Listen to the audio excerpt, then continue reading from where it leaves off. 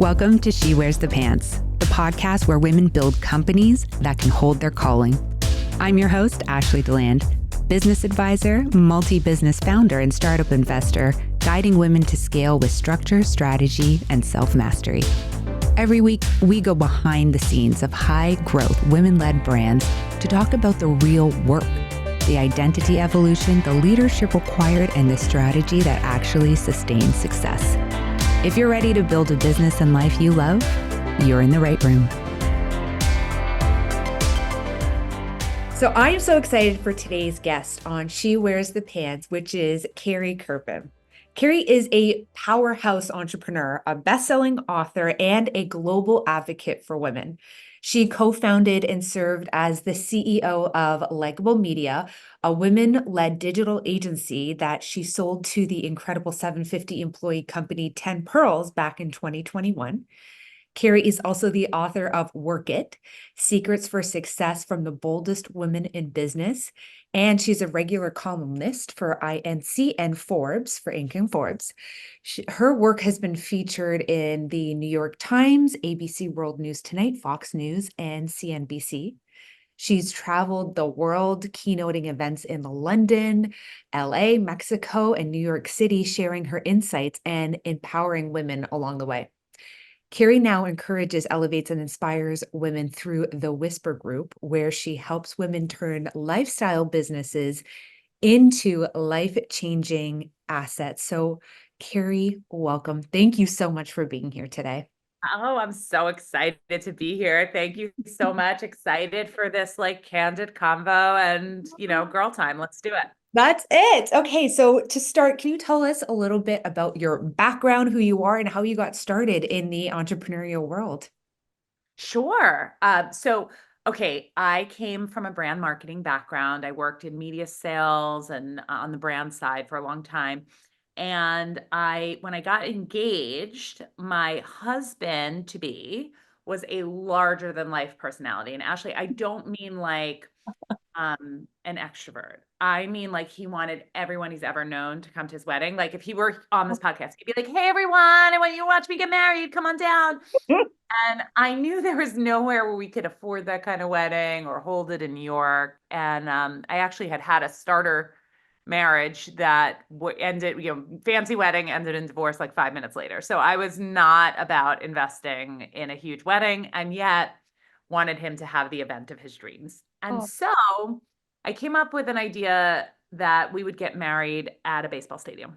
We would rent out, we would sponsor the night for the Brooklyn Cyclones, which are a minor league affiliate of the New York Mets, both big baseball fans.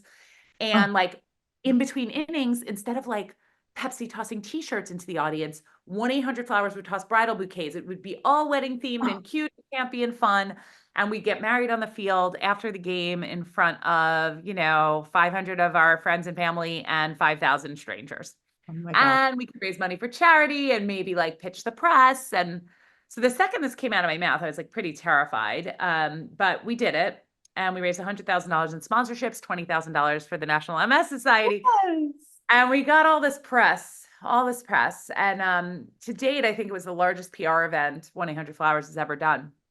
Amazing. And so after it happened, all of the sponsors came to us and they were like, "You guys, we'd bet on you. Take a chance." And, I started as a consultant doing word of mouth marketing. And then we were married in the middle of 2006. In the beginning of 2007, Facebook opened beyond the college market. And we were like, "Oh shit, social media is the fastest form of word of mouth. Let's be a social media agency." And then Dave left his job, and together we jumped into entrepreneurship by launching a company that was called the K-Buzz and then renamed to Likeable, one of the world's first social media agencies. And we had absolutely no idea what we were doing. You were just literally paving the way. Oh yeah. It was early, it's nobody was doing it then. So it was pretty easy to capture share in the beginning because nobody was doing it. It's kind of like how AI was, maybe a year ago.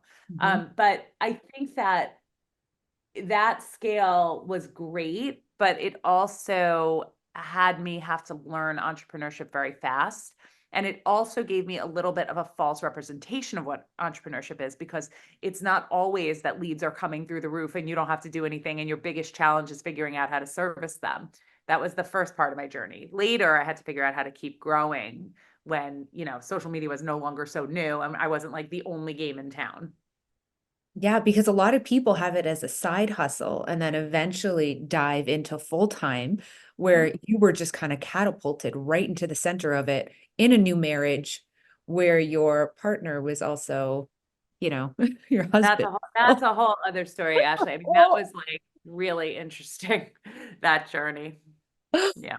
Good for you. There's just no way I could ever work alongside Ryan. It's just, we've had this conversation and it's a hard pass for me. Mm-mm. Yeah, it's hard. Some of the benefits are that there's nobody you trust more, right? Yeah. Ideally.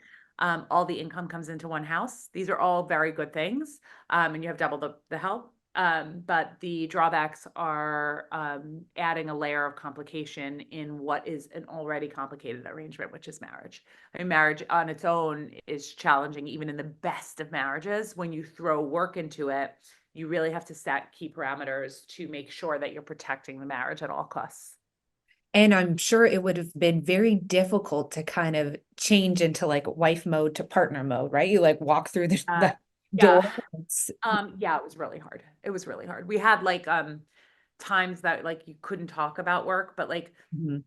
it's interesting. One part that was hard. So we focused on having separate roles. Like we had separate skill sets a little bit. Right. But I think one of the challenges for us is that we are so similar. Like it's really good if you're very different. One's operational, one's a visionary. I fell into the operational mode when we were running it together. Mm. And that was kind of hard because like really, I think at the end of the day, I'm much more of a visionary. I just didn't know it yet. So I was operating as an operator, which I was good at.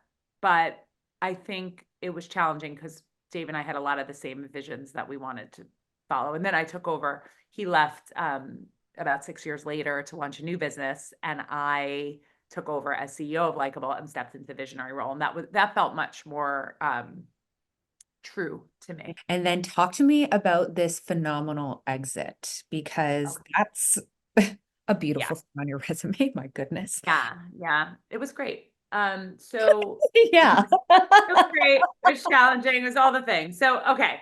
So now it's 2013. Likeable has grown, and Dave decides he wants to launch a software company. We're at the top of the world. And I step into his shoes as CEO. There's only three things that are really different. The first is that social media is no longer new. So it wasn't just me. It wasn't just us. We weren't the only game in town. The second thing was that we still had no money because we were busy growing very quickly. We had focused on growth rather than profit, but we had more employees. So the pressure was very, very intense. We had won all these Fortune 500 companies. It was amazing. We staffed for it. But, Fortune 500 companies pay on a delay. We didn't start with any capital. It was really scary. So we didn't have a lot of money. Social media was no longer new. And everyone I saw around me in the space who worked in social media was loud, was extroverted, and was male. And I felt like I was none of these things. I grew up in the Gary Vaynerchuk era, but I was anything but Gary Vaynerchuk, and much respect to Gary Vaynerchuk. I just was very different.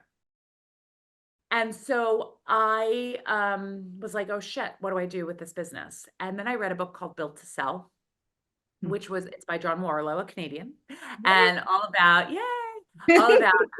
how it's a parable. It tells a fictional story of this guy who goes to sell his PR agencies that he's worked in for 25 years, and it's worth nothing because he's all of it, and it's like not he offers everything to everyone.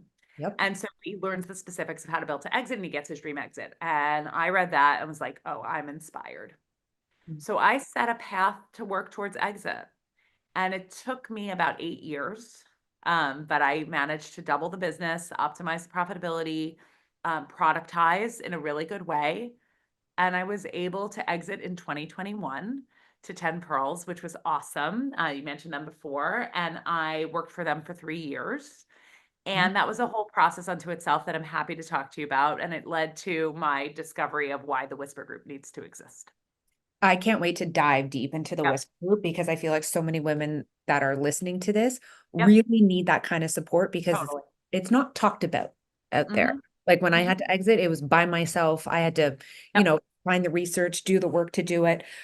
When you say, because I really want to tap into that because a lot of women don't understand productizing services. Mhm. Talk to me about that. And what was the mindset of being like, okay, I have a service and I have to productize it. Tell me Right. the methodology behind that you did. That I did. Okay. Yeah. So just to first educate the audience, so when you're selling any kind of services-based business, which is a people, human capital, you're selling people Mm. and their mind share and their brains. And as we know, brains, personalities, communication styles, all of these things are not identical. And it is very, very difficult to scale because you're selling people. So you have to like the people. People leave. Quality control is not always the same. If you get consulting from me and consulting from Ashley, it might be different in terms of how we think or approach things. You might get the same result, but it would be different. And so when you're productizing a services business, you want to think about how if you weren't there, someone could just like pick up a manual and they could follow your methodology. And then that methodology yields a result. It's teachable, it's scalable, and it's sellable as like, here's this process. So one of the things that we did was the first thing we did actually was we productized the services. So we used to be just a social media agency. We offer full service social media, la la la. And then we developed a system called Content Cubed. And so it was consult, create, connect. And there were 3 divisions of the business, and you could buy into each area. It's the strategy, it was the creative, and then it was the placement of ads or influencers or community management. All of it was like a menu that you could kind of choose from that made it easy to sell. It wasn't as consultative of a sale. It was much more of a productized sale. And then what we did was we came up, another thing is when you're pricing a services business, how do you do it? Mhm. Well, Mhm. generally you look at what someone's paid, and if you divide that by the number of hours that they have available, you're going to give an hourly price to ensure that you make a profit. What we ended up doing, and you're pricing by the hour, which generally incentivizes people A, to take longer, and B, the client hates it because they don't know exactly what they're going to get.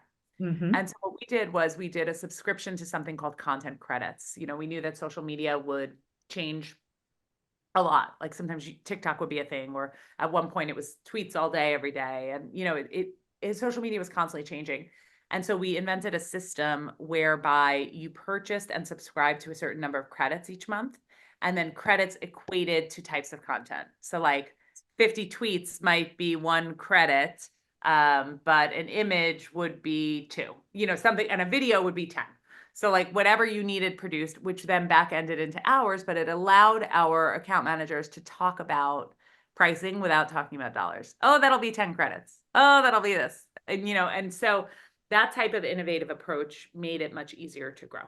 I love all of that. I feel like there's a lot of ahas in there because, as you know, when you're even just growing, building, and especially scaling, the burnout from the time to money exchange and, lifetime value acquisition of customers, all of it is just so heavy on you. But when Yeah. women start to productize their services, they understand that they can step away and allow the business to scale without them.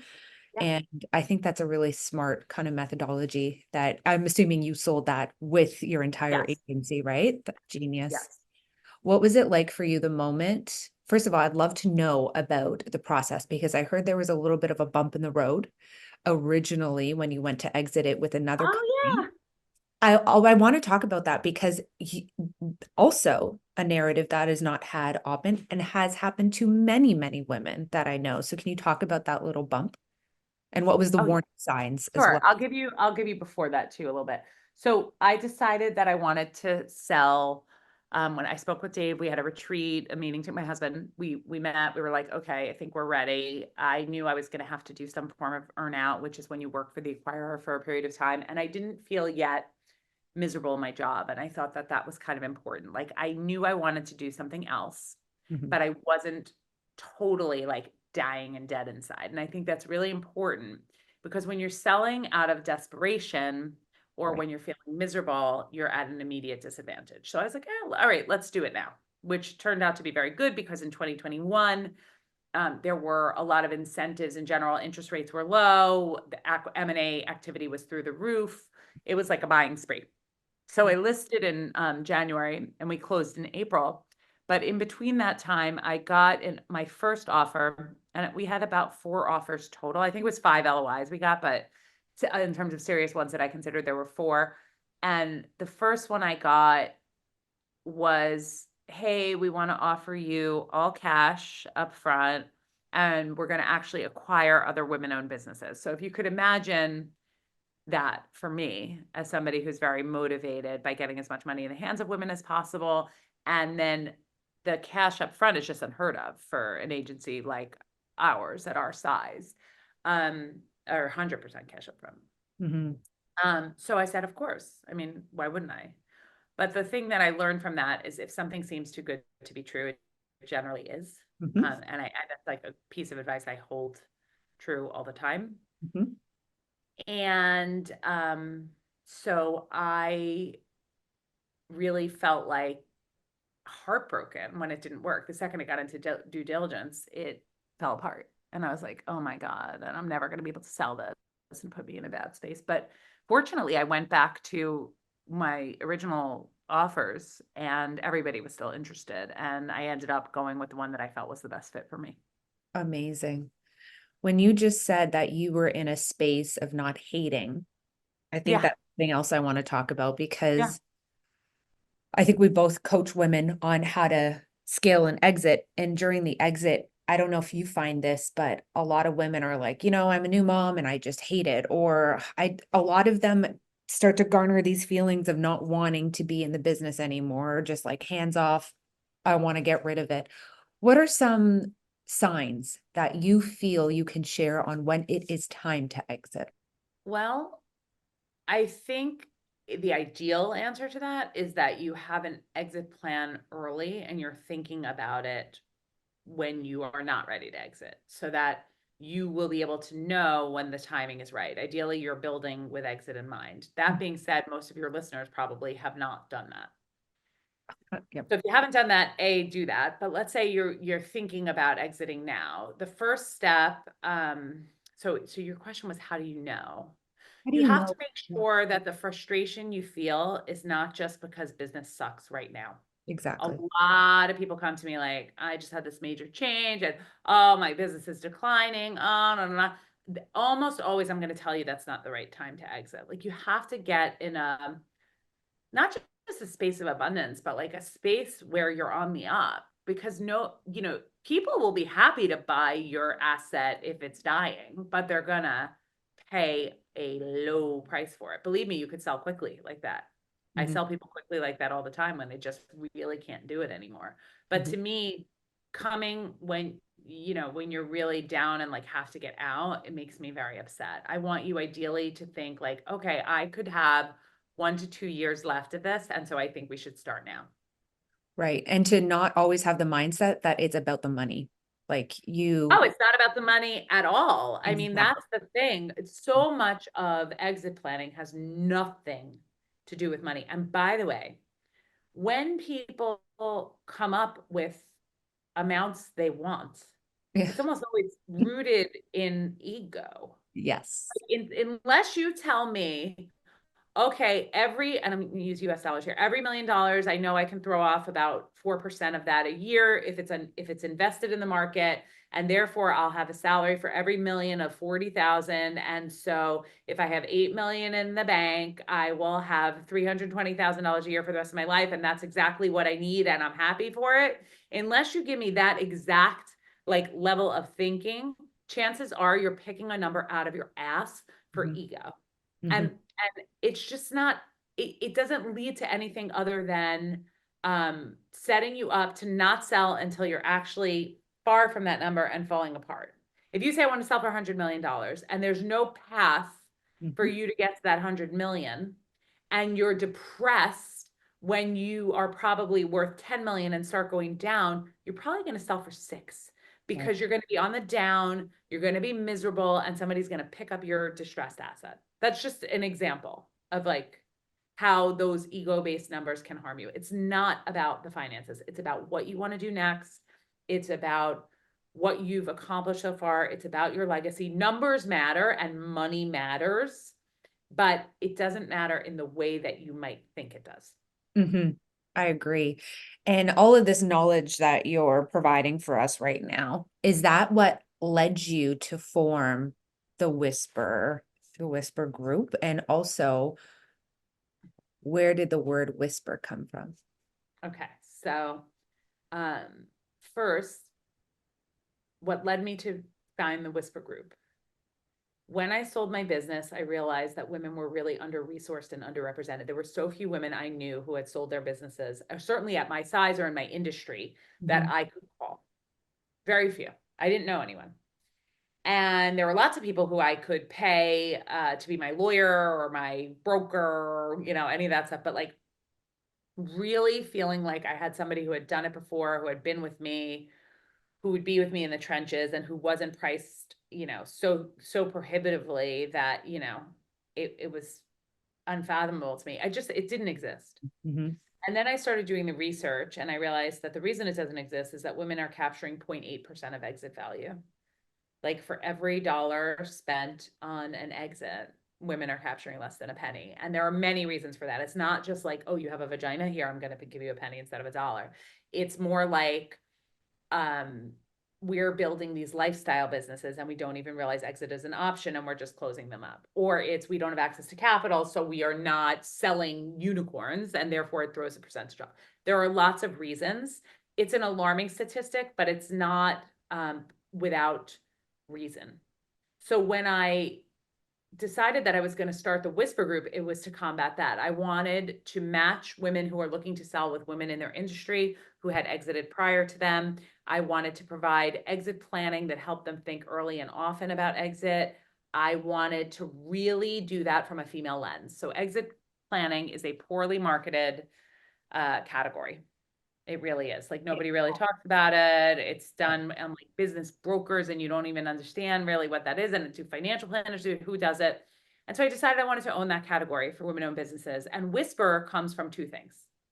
First, it's that I want you to feel like you have a girlfriend whispering in your ear what to do to get as much money as possible and live the type of happy, fulfilled life that you desire. But the second is that Whisper stands for the 7 tenets of a highly sellable business. So there's your why, your how, your income, your secret sauce, your profit, your executive team or your ecosystem if you're a solopreneur, and your roar factor, how you present when you are dealing with due diligence and all of the things that come to sale.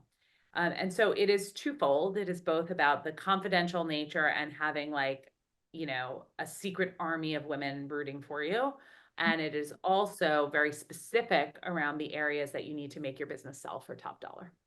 That is amazing, everything you just said. When I had to exit, again, it was a very lonely journey. I had to tap into my husband at the time to help bounce ideas off of.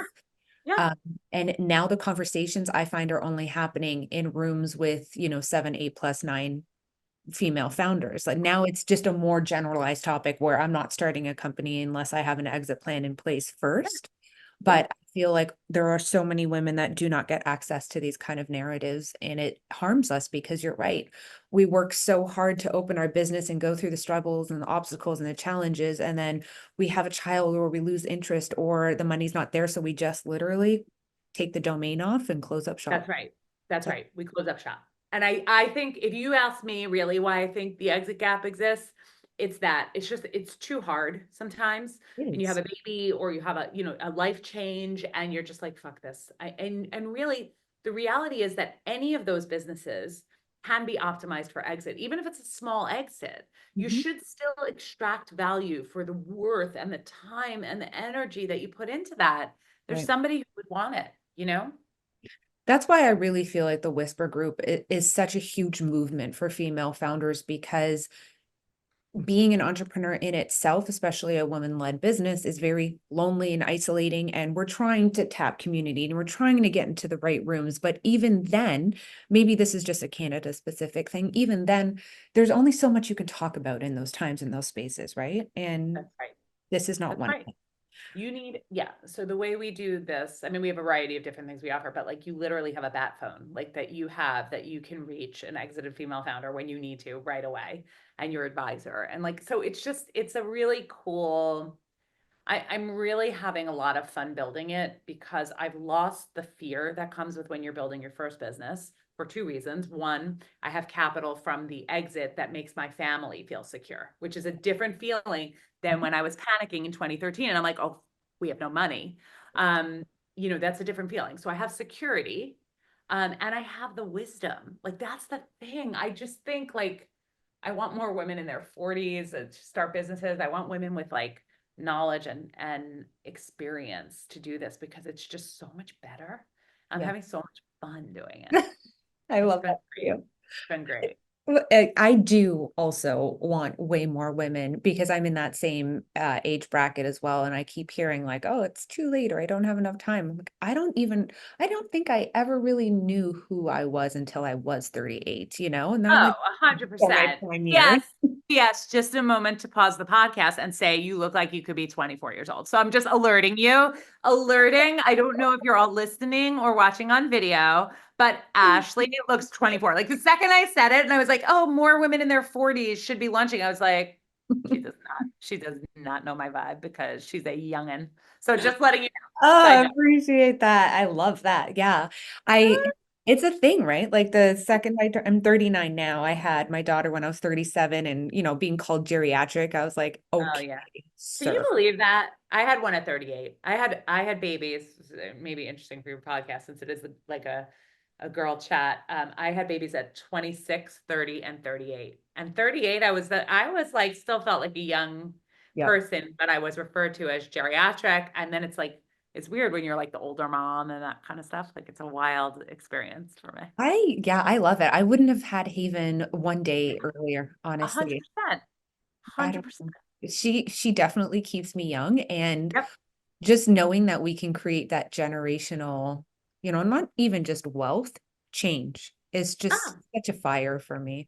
100%. And you're so much more experienced now. Like as a mom, oh, when I was older versus when I was younger. When I was younger with Charlotte, my first daughter, I was so dumb and fearless. I actually had her on my own. I had her before I married my husband. I don't talk about that a lot on the podcast, but I was a single mom when I married Dave.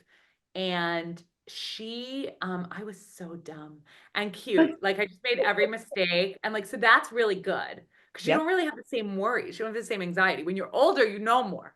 You're like a Mhm. little more anxious, but also you are so appreciative of them and their Yes. existence and all of it. It's all wonderful. If you choose to have children, you are blessed to have children.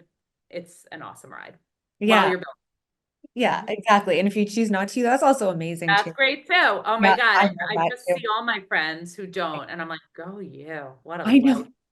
No. What a life. Woo. Like just came back from, Mexico Yep. cruise and I'm like, just came back from Disneyland, Good for you, Exactly. girl. Exactly. Much respect, whatever you choose and So however you much. do. I want to talk a little bit about some of the limiting beliefs. And I try to tap into this a lot on the podcast because there are so many women that have the fears and limiting beliefs. But specifically with you, you did a phenomenal TEDx talk last Oh, year thank that I saw, and you. it was really good. And then I noticed that you had a message when you posted it onto your social, being like, I was really nervous to Yeah. post about this. So, I want to talk about some of the feedback that you received and why you were nervous to post it. Okay. So I can talk to you about limiting beliefs all day. I'll tell you the specific reason I was nervous to post that was that I recorded that while I was still working in my earnout for the Mhm. acquirer. And so it was done when I was not living in my most authentic self because I couldn't, because I was owned by someone, Right. literally. Like my time was owned and I got the okay to do it. But what I addressed had to be addressed very carefully. Like I Hmm. couldn't be like, and that's how the whisper group. And like I Mhm. couldn't really tell it as like fully as I wanted to. I really couldn't. And so it felt and yet so much of what I shared was so much of my truth. It was just not the full. And so because I didn't feel like I was fully me as much as I could be, I had a lot of anxiety Mm. about posting it. I ran a social media agency for years, Ashley, and I did not post a lot about me or my opinions or my thoughts. And now I post much more.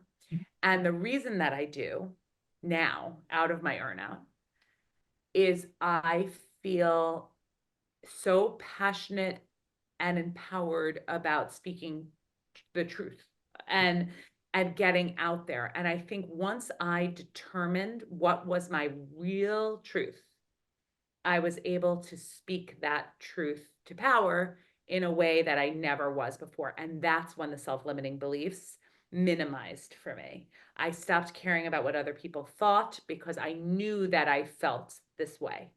And whereas before, I never really knew what I wanted. And that's in the TED Talk because I was always so afraid of how it would be perceived and received. And Hmm. so that had to be shed. That really had to be shed in every aspect of my life. Isn't that so interesting, though? I feel like we as women are just groomed to Yeah. have that mentality of other people first and caring about what their perception is of us, primarily over what we think about ourselves. That is such, and staying true to your authentic self, like while navigating the expectations of a leader, a boss, a wife, Yep. job in its own, really. It's very interesting. Both when I worked for the acquirer and for most of my life, I navigated it by being, sort of effortlessly likable. Like it was the name of the company. I mean, I really was all about, you know, doing what was needed to have people like me. I'm in the services business, what trust me, hire Mhm. me. And it was real. I mean, it definitely was, but it was interesting. After I exited, I started releasing my videos. And some of the videos, like I did one about, let me tell you how not to get screwed on working capital, right? It's just about like the money you leave in the business and whatever. And someone from the old company called me and said, Oh. you sound very angry. And I wanted to be like, I wasn't talking about their working capital at all. But I said, I sound very angry. I said, that's funny. I choose to view it as I seem very powerful. Yeah. And and I did. I wasn't angry. I want women, I want women to know what they're up against. That's it. Right. And like shocking news, we do have emotion behind us and we can't Uh-huh. express it or whenever Wow. You we feel mean like I it. don't have to be smiling perky every minute? And I saying can just yes. tell women what they need to know in order to not get screwed? Right. Uh-huh. I'm Pardon. sorry. That seem angry to you? Oh, okay. Am I angry? Really? Right. Come on. Okay, so talk to me about the Whisper Group because I want to know where you see yourself Yep. and your business in the next 5 years. Ooh, okay. So the Whisper Group is there are several steps that we need to do to be successful, I believe, or to continue to be successful. I want to be the place for women to explore exit. I mean, I have a my BHAG, my big hairy audacious goal is to close the exit gap, right? I want to impact that exit gap number. So to do that, I have to really achieve scale. So how do I achieve scale? I build a collective of exited female founders. I source advisors from those founders, and they can help service women who are looking to plan their exits. Continue to create products that are affordable and digestible for women business owners. I continue to help them exit for as much money as possible. And I capture the lion's share of the market. I think that for the Whisper Group, I would not be surprised if I set an exit plan long term for that business as well. Right. Because honestly, it's part of what we do. And wouldn't that be an amazing story? And if for me, I always look at this like I'm bootstrapping this. I'm taking it as far as I can go. And while bootstrapping it, while remaining profitable, while doing all of those great pieces. And if long term I partner with an organization that can expand that impact, woo, who. So in 5 years, I think we've grown the collective. I think we've captured market share. I think people know our name. We've impacted the exit gap. And we are currently, in 5 years, we are looking at and entertaining potential acquirers who can help create broader impact for what we're trying to do at scale. I love it. I love it. Okay, our signature question on She Wears the Pants to wrap it all up. I'm so excited. This is so fun. This is so fun. Looking back on your journey of wearing the pants, what Mhm. message do you want to relay to future generations of women in business? There's so many that go through my head. I mean, the first thing I want to say is just take the leap, go for it. We are not going to change the world by working for other people. Right. And by being employees and getting, the days of like working for 40 years and getting a gold watch in retirement are over. We need to count on each other and our collective community to be able to lift each other up and build and grow fantastic businesses. The second piece of advice that I always give to everyone, including my daughters, including my son, including everybody, is that worry is the misuse of a perfectly good imagination, meaning you have this fantastic mind and it's going and going and going and going. And you're often, if you experience anxiety like I do, go to what if, what if? And my work is to help you not only, exit for life-changing sums of money, but go from what if to what if. And so I want you to take that beautiful, fantastic imagination and don't let it hold you back because of what if, and really let it propel you forward because of what if. And that is what I want to leave your audience with today. Oh my gosh, Carrie, you're the real deal. I am just going to fan your name all over the world. Oh. Can you tell us, for now, the people that are obsessed with you, where they can find you? Okay. So you can follow me everywhere on Carrie Kirpin. I'm everywhere, all the places. But if you want to go to the Whisper Group, there's two things. It's wearethewhispergroup.com is our site. You can take an exit readiness quiz there. It's a free quiz. And then there's like a lot of free videos and stuff. Also, if you want to engage with the Whisper Group and you mention that you heard us from this podcast, we will gladly give you $500 off our services. So just say, I heard you on She Wears the Pants. And then finally, I am coming out with a book in May. I'm not sure when this airs, but so we're still in 2024, but in 2025, if you're listening, my book, The Whisper Way, is coming out in May. You can find it on Amazon and everywhere. Just find me. You'll see it. I don't stop talking about it. So you'll see it somewhere. Oh my gosh, Carrie, thank you so much for spending your time, for spreading your positivity and your energy today. It's so appreciative. Oh, thank you. I mean, you are really doing the work. I love this podcast and the concept, and I'm so excited to be here. Thank you. This was She Wears the Pants, where women rise into what they're meant to hold. If this episode moved you, changed you, or challenged you, send it to a woman you want to see rise. Make sure you're subscribed so you never miss an episode. And if you're ready for deeper strategy, identity expansion, and high-level support, you can find me on Instagram at Ashley Deland. Until next time, keep leading boldly, building intentionally, and becoming the woman your calling requires.